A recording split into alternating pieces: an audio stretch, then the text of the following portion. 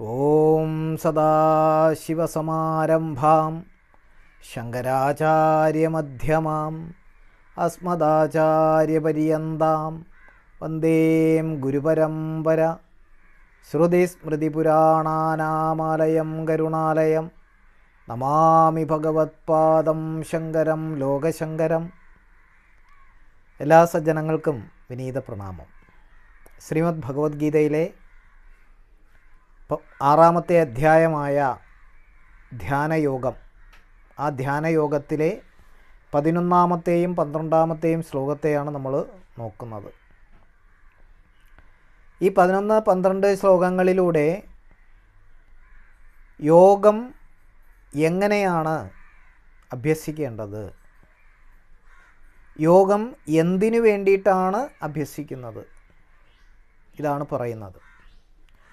ശുചൗ ദേശേ പ്രതിഷ്ഠാപ്യ സ്ഥിരമാസനമാത്മനഃ നാത്യുച്ഛ്രിതം നാതിനീചം ചൈലാജിനകുശോത്തരം തത്രൈകാഗ്രം മനഃ കൃത്വാ യതചിത്തേന്ദ്രിയക്രിയ ഉപവിശ്യാസനേ യുജ്യാത് യോഗമാത്മവിശുദ്ധയേ. ഇതാണ്. അപ്പോൾ ഇവിടെ ശുചൗ ദേശേ പ്രതിഷ്ഠാപ്യ, ശുദ്ധമായ സ്ഥലത്ത്, ശുചിയായിട്ടുള്ള സ്ഥലത്ത്, ന അത്യുച്ഛ്രിതം, അധികം ഉയരമില്ലാത്ത, ന അതി നീചം, അധികം താഴ്ചയില്ലാത്ത, ചൈലാജിന കുശോത്തരം, തുണി, ദർഭ, ദർഭപ്പുല്ല്, അതുപോലെ തന്നെ കൃഷ്ണമൃഗത്തിൻ്റെ തോൽ, മാനിൻ്റെ തോല്, ഇവ മേൽക്കുമേൽ വിരിച്ച്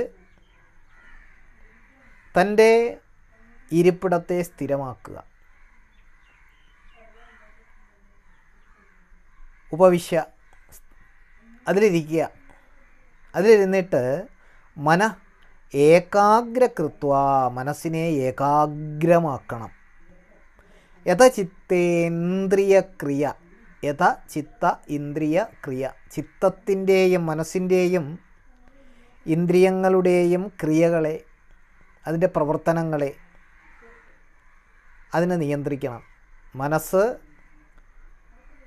മനസ്സിനെയും ഇന്ദ്രിയങ്ങളെയും നിയന്ത്രിക്കണം.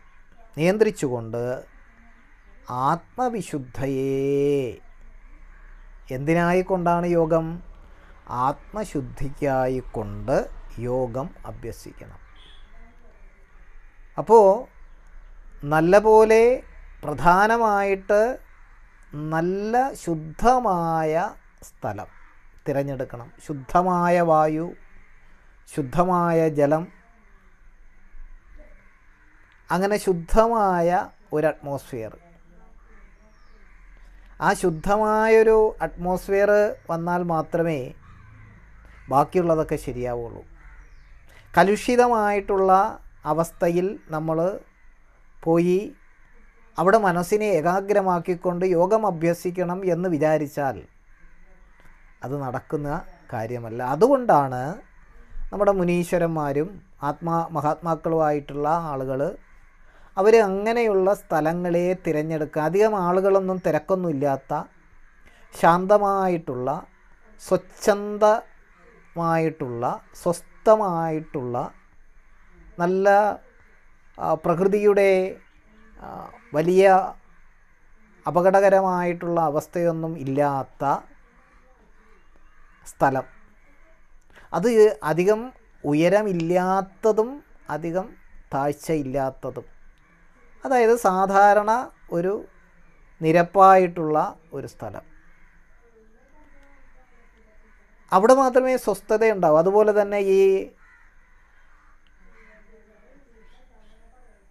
അധികം ഉപദ്രവകാരിയായിട്ടുള്ള ജന്തുക്കളുടെയൊക്കെ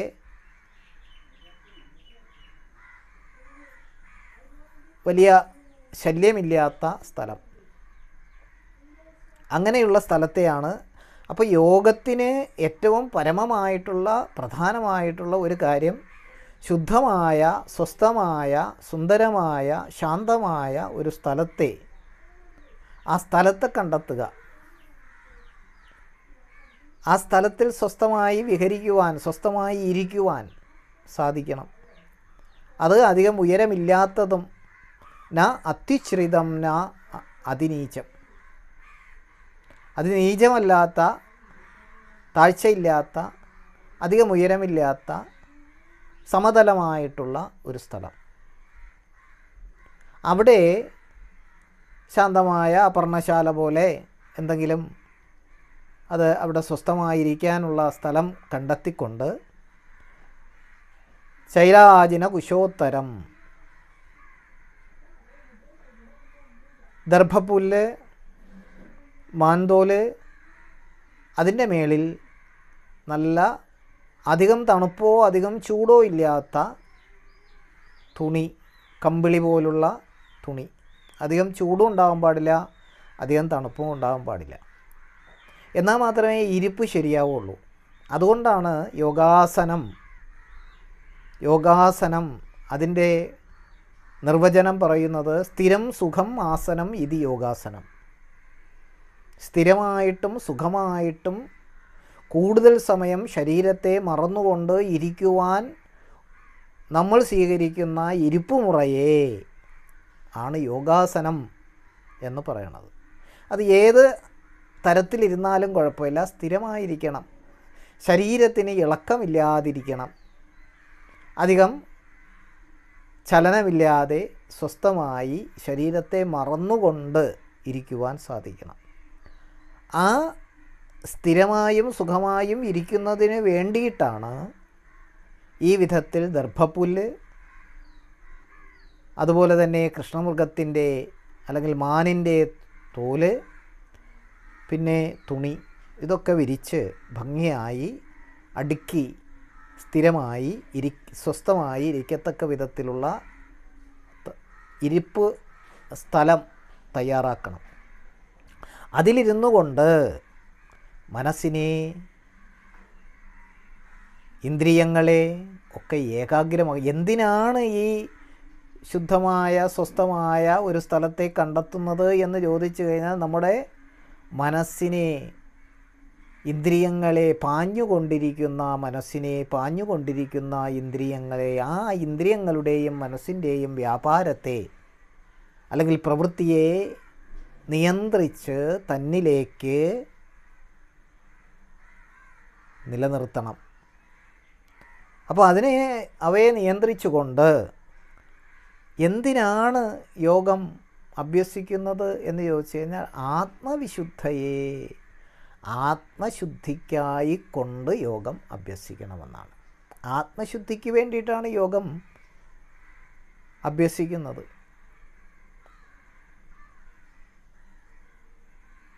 അല്ലാതെ മറ്റെന്തെങ്കിലും സിദ്ധികൾ നേടാനോ ഒന്നുമല്ല.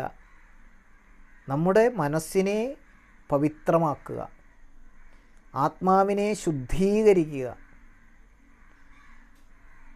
അവനവനെ കുറിച്ച് ഉള്ള ബോധം, ആ ബോധത്തെ ഉണ്ടാക്കുക.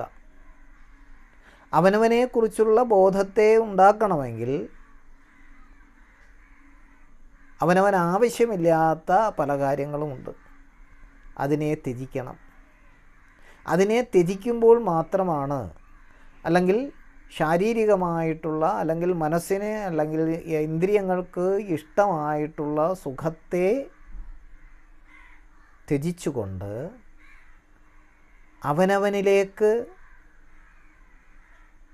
നോക്കുന്ന സമയത്ത്, അവനവനിലേക്ക് ശ്രദ്ധ വരുന്ന സമയത്ത് ഞാൻ ആരാണ്, എൻ്റെ കർത്തവ്യം എന്താണ്, ഈ പ്രകൃതിയും താനും തമ്മിലുള്ള ബന്ധം എന്താണ്, ഞാൻ എവിടെ നിന്ന് വന്നു, എവിടേക്കാണ് ഞാൻ പോകേണ്ടത്, ഞാൻ എന്താണ്, ഞാൻ ആരാണ്, ഈ വിധത്തിലുള്ള അവനവനെക്കുറിച്ചുള്ള ശുദ്ധവും സത്യവും വ്യക്തവുമായിട്ടുള്ള ആ പരമമായിട്ടുള്ള അറിവിനെ സ്വാംശീകരിക്കുക.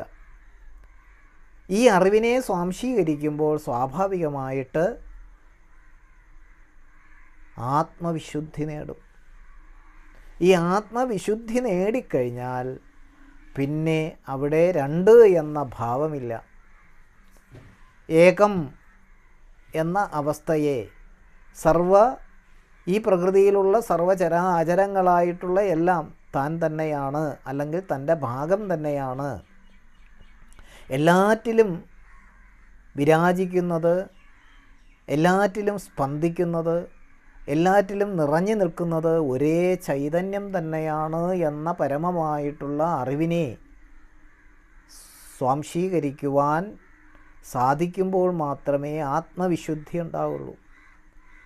അങ്ങനെ ആ അറിവിനെ സ്വാംശീകരിക്കണമെങ്കിൽ ഈ കലുഷിതമായിട്ടുള്ള ഒരു അറ്റ്മോസ്ഫിയറിൽ നമ്മൾ നിന്ന് കഴിഞ്ഞാൽ അത് സാധിക്കില്ല.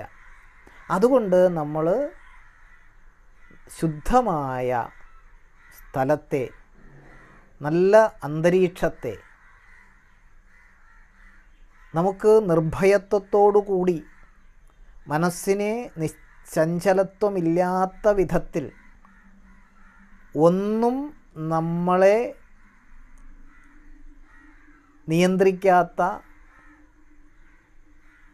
വിധത്തിൽ, നമ്മുടെ മനസ്സിനെ വലിച്ചു കൊണ്ടുപോകാത്ത വിധത്തിൽ ശാന്തവും സ്വസ്ഥവുമായ ശുദ്ധമായ സ്ഥലത്ത് ഇരിക്കണം.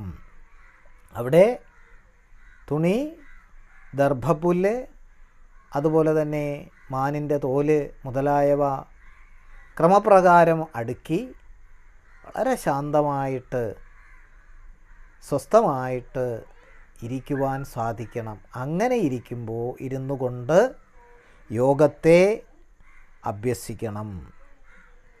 അങ്ങനെയാണ് യോഗത്തെ അഭ്യസിക്കേണ്ടത്.